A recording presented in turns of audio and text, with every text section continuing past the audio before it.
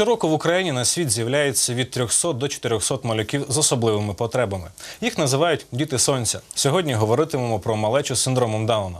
Про те, як піклуються про таких дітей у нас та за кордоном, будемо говорити з президентом всеамериканської Національної організації «Даун синдром» Сарою Вієр, і допоможе нам в цьому координатор проекту з привернення уваги до людей з синдромом Дауна в Україні Матис. Це програма «Відкрита студія». Мене звати Юрій Кулініч. Пані Сара, пані Мар'яна, давайте відразу я внесу певні корективи. Мар'яна у нас ще за сумісництвом буде перекладачем, власне, щоб ми зрозуміли один одного і глядачі нас також. Давайте розмову почнемо з певної статистики. У Києві щороку народжується до 30 дітей з синдромом Дауна. Це статистики від Асоціації батьків, що мають таких малюків. За 5 місяців цього року від 11 таких дітлахів відмовилося. Скажіть, будь ласка, яка є певна статистика у Сполучених Штатах Америки з цього приводу? So, is there any statistics how many children with Down syndrome are left at home, or maybe they are staying in special facilities in the United States? So all babies that are born with Down syndrome in the United States go home to their families. We really try and strive to tell families that may have a prenatal or a postnatal diagnosis of Down syndrome that congratulations, you're still having a healthy child. People with Down syndrome can live into their 70s in 2016, in this year, and we want families to understand what Down syndrome is.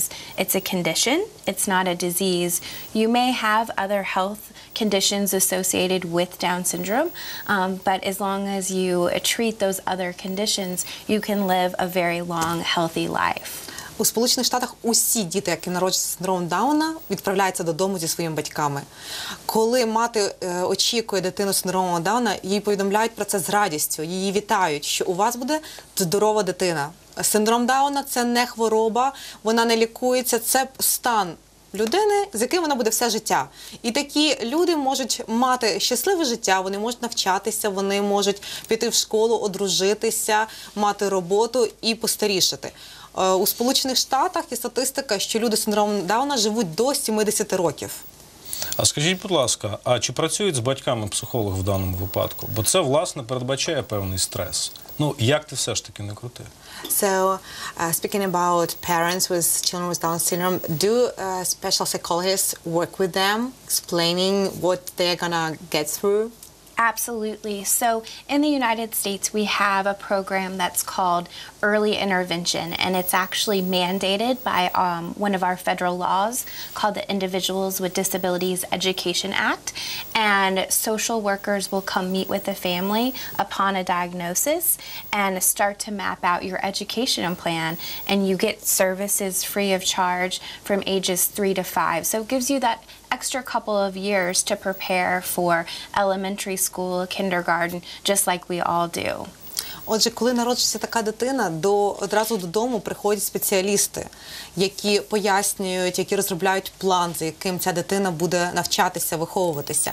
І з віку від 3 до 5 років держава оплачує допомогу і оплачує відвідини цих спеціалістів до дитини, які готують її потім до поступлення в школу. Скажіть, будь ласка, а є взагалі якісь певні деталі державних програм, які ведуть цю дитину від початку народження, можливо, далі у освітній сфері і, власне, до працевлаштування?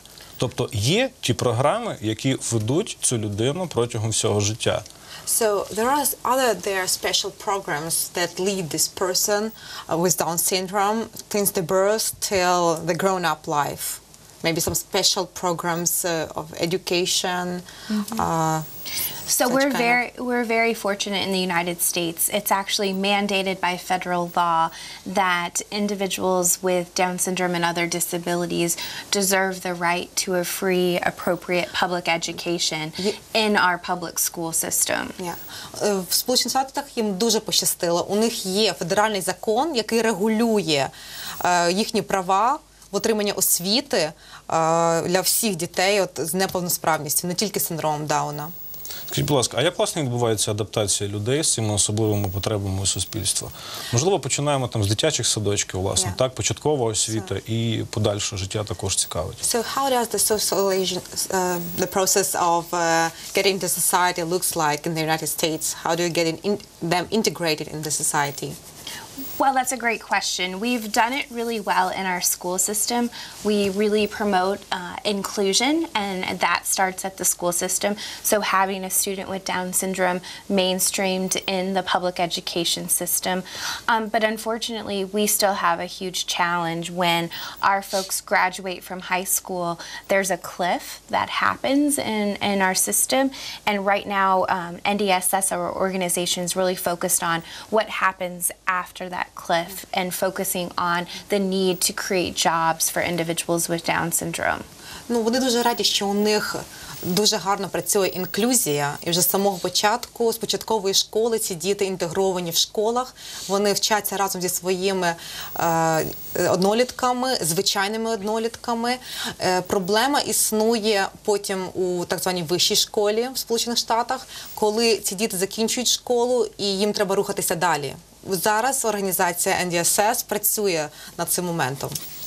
А ось давайте, ви сказали про інклюзивну освіту, але про це після нетривалої паузи продовжимо розмову. Залишайтеся з нами, це програма «Відкрита студія».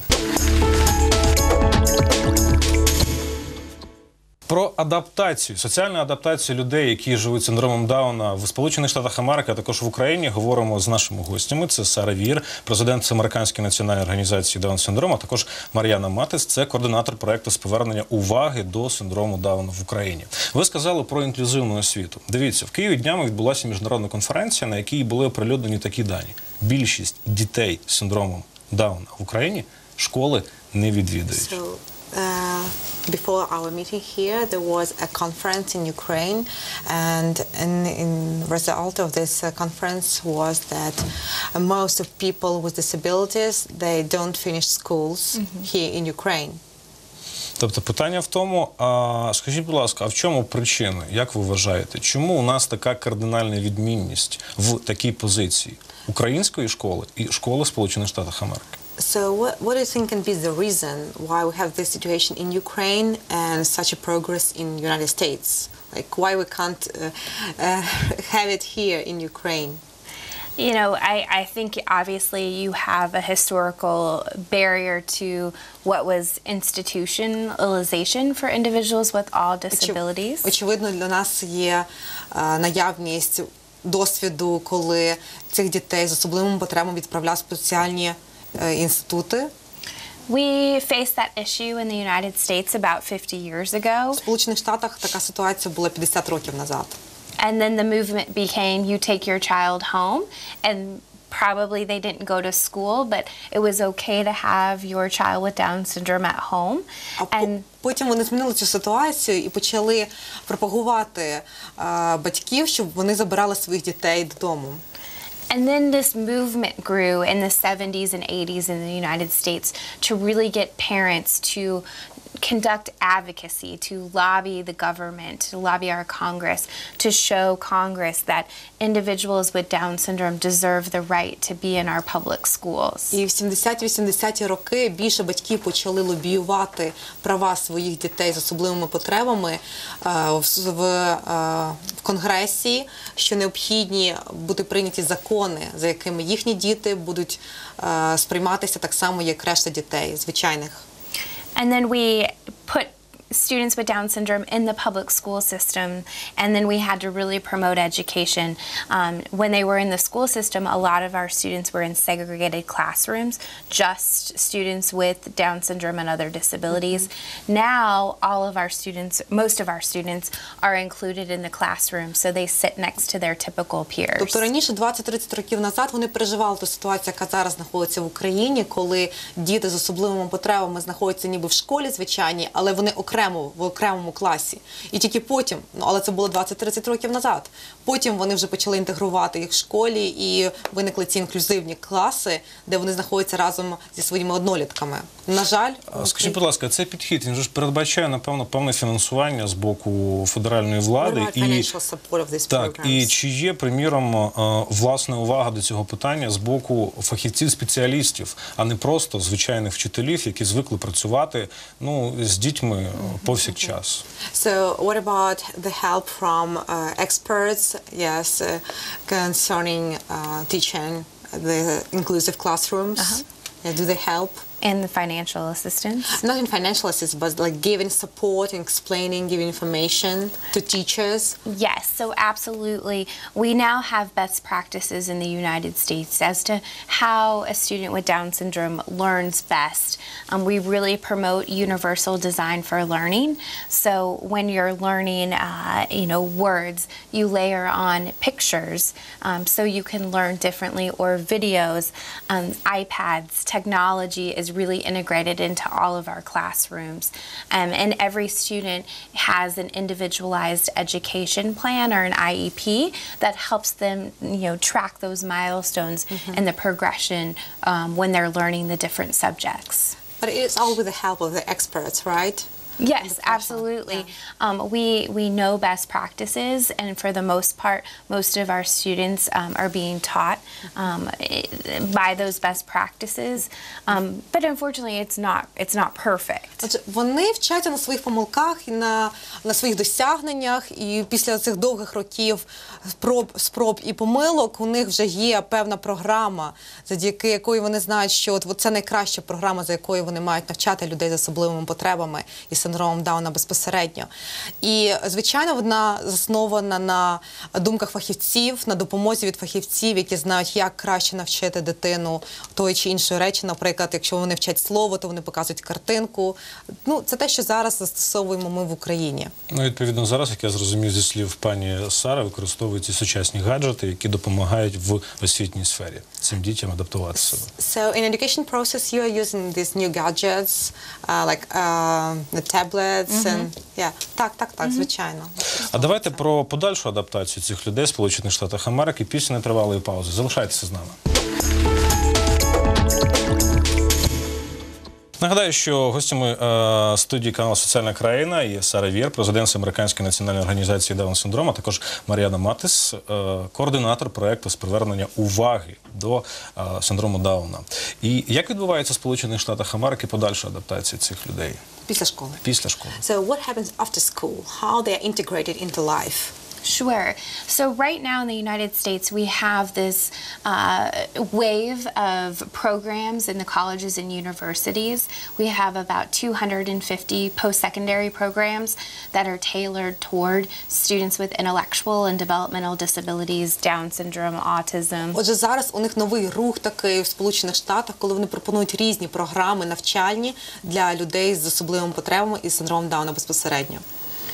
And we're really trying to build those programs to focus on internships, fellowships, jobs, so that when students graduate from these programs or decide to go straight into the workforce, they're finding meaningful employment opportunities. І вона старається, щоб ці програми в себе включали стажування, так звані internship, це теж такий вид стажування на роботах, коли вони потім можуть отримувати справжнє робоче місце. А, власне, в яких сферах найчастіше задіюються люди з цими потребами? В Сполучених Штатах Америки. Тобто для них відкрити повністю ринок праці? Чи є певні особливості цих людей, які можуть бути найкращі, підходящими до певного виду діяльності? So what about spheres of life where they can find work? Is it like all possibilities open for them, or just few, like we have talked about, work in the restaurant? Yeah, so the employment opportunities are pretty limited in the United States. We have a system of government benefits that provide health care. It's called Medicaid through our federal system, and then our 50 state plus DC system. And then we have Social Security, which provides a little bit more of financial resources to help a family or help the individual. And because of those two programs, our folks are limited in terms of how much they can earn in money and in assets. У них, на жаль, дуже лімітована ця кількість робіт, на які вони можуть подавати. Спеціальності, чим вони можуть займатися. У них є деякі програми підтримки від уряду, але вони також лімітують зарплату, яку вони можуть отримувати. Тобто, чому відбувається ця лімітація? Тобто це певний показник, вони зараз займаються тим, що вони борються з цим. Вони зараз пропонують зміни до закону, щоб змінити це, щоб людина могла заробляти з особливим потребами, могла заробляти більше, щоб не прирівнювали людину з особливими потребами тільки ніби до бідних, до нижніх верст населення, що вони такі ж самі, як решта, і можуть заробляти багато. Ідея інклюзивної освіти в Україні, вона певним чином зав'язана на фінансуванні. Тобто школи українські хочуть зацікавити приймати цих дітей, і вони з того отримують певну фінансову допомогу або підтримку з боку бюджету. Наскільки ця система може бути в Україні виправданою і ефективною? Okay, do you mind how the idea of attracting schools to let children with disabilities to study there have effect? How did it start? No. How in Ukraine it can work if to motivate schools with money, for example?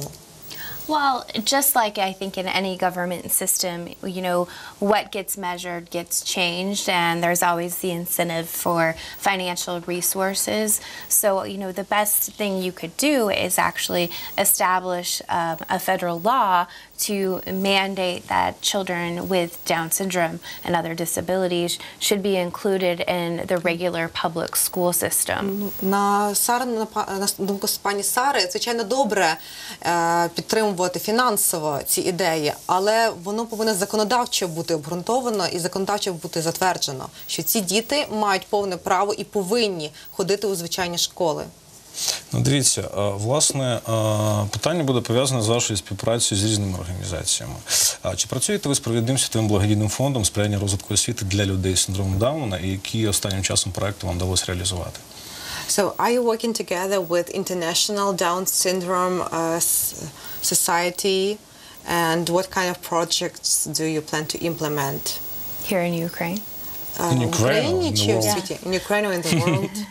Well, one of the great things about the opportunity to be here in the Ukraine this week working with the Down Syndrome Association here is we have the best resources on Down syndrome in the world in the States, and we want to provide that to countries all over the world.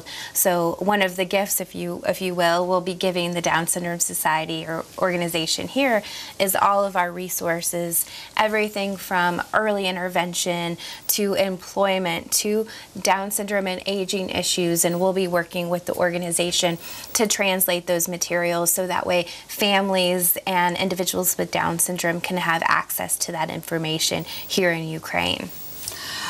Пані Сара безпосередньо та її організація, вони готові надавати нам інформаційну підтримку. У них вже є певна інформаційна база, база думок експертів, і вони готові надати всю цю інформацію для нас. Це дуже позитивно для України, тому що ми хочемо для наших дітей кращого майбутнього, і нам дуже необхідна нова інформація, знання, як допомогти нашим дітям, як проводити інклюзію. Це для нас дуже гарна допомога. Дякую, Сара. Сара, дякую вам, пані Мар'яна. Я нагадаю, що це була програма «Відкрита студія». Говорили про адаптацію людей з синдромом Дауна в Сполучених Штатах та в Україні. Залишайтеся з нами. Традиційна електронна адреса телеканалу «Соціальна країна». Пишіть, ваші листи важливі для нас. Крім того, номер телефону для рекламодавців та партнерів ви також бачите на екрані. Дзвоніть, будемо раді співпраці. Це телеканал «Соціальна країна». Будьте з нами.